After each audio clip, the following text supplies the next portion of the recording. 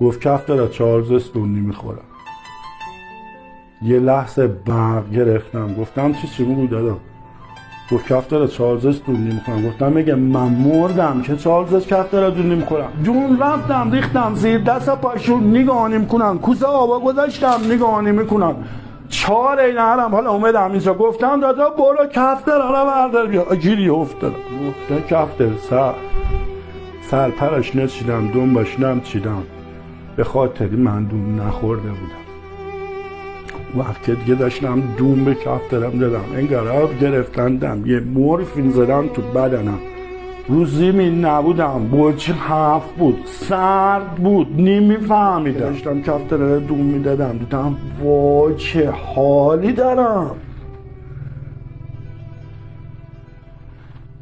سعی کنین این حالا شما پیدا کنید.